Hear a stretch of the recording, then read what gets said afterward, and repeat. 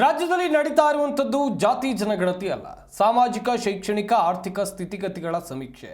ಈ ವಿಚಾರದಲ್ಲಿ ಕೆಲವರು ಗೊಂದಲ ಸೃಷ್ಟಿ ಮಾಡ್ತಿದ್ದಾರೆ ಅಂತ ಮಂಗಳೂರಿನಲ್ಲಿ ಸಚಿವ ದಿನೇಶ್ ಗುಂಡೂರಾವ್ ಕಿಡಿಕಾರಿದ್ದಾರೆ.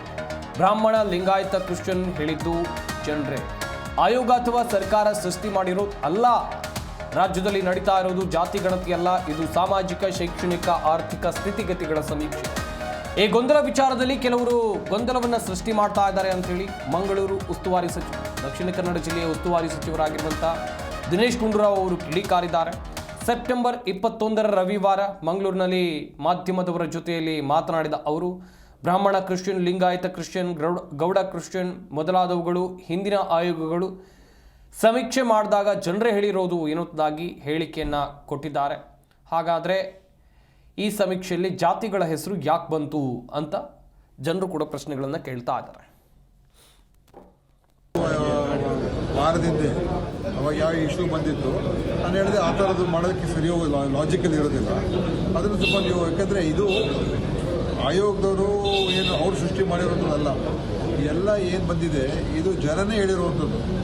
ಅದು ಹಿಂದಿನ ಕಮಿಷನ್ ಸರ್ವೆಗಳು ಮಾಡಿದಾಗ ಇದೆಲ್ಲ ಜನ ಹೇಳಿರುವಂಥದ್ದು.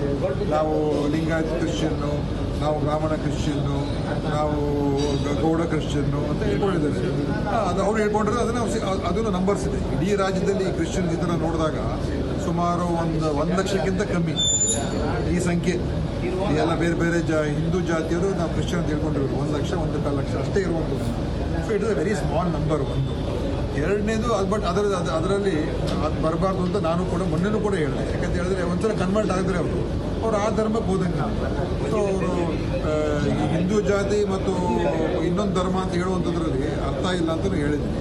ಅದನ್ನು ನಾವು ನೋಡ್ತೀವಿ ಯಾವ ಥರ ಮಾಡಬೇಕು ಅಂತ ಆಯೋಗದವ್ರು ಹೇಳಿದ್ದಾರೆ. ಯಾಕಂದರೆ ಅವ್ರದ್ದೊಂದು ಸ್ಟ್ಯಾಟ್ಯುಟರಿ ಬಾಡಿ, ಅದು ಕಾನ್ಸ್ಟಿಟ್ಯೂಷನಲ್ ಬಾಡಿ.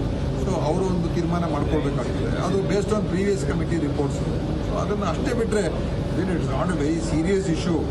ಯಾಕಂದರೆ ಇವರೇನು ಯಾವ ರೀತಿ ಬಿಂಬಿಸ್ತಾ ಇದ್ದಾರೆ ಅಂತ ಹೇಳಿದ್ರೆ, ಏನೋ ಇದು ಇವರೇ ಸೃಷ್ಟಿ ಮಾಡ್ತಾ ಇದ್ದಾರೆ ಅಂತ. ಯಾರು ಸೃಷ್ಟಿ ಮಾಡಿರೋಂಥದ್ದಲ್ಲ, ಜನ ಏನು ಹೇಳಿದ್ದಾರೆ ಅದನ್ನು ಅವ್ರು ಬರ್ಕೊಂಡಿದ್ದಾರೆ. ನಾನು ಲೆಟ್ರ್ ಬರ್ತಿದ್ದು 2-3 ವಾರದಿಂದ ಅವಾಗ ಯಾವ ಇಶ್ಯೂ ಬಂದಿತ್ತು ನಾನು ಹೇಳಿದೆ, ಆ ಥರದ್ದು ಮಾಡೋದಕ್ಕೆ ಸರಿಯೋ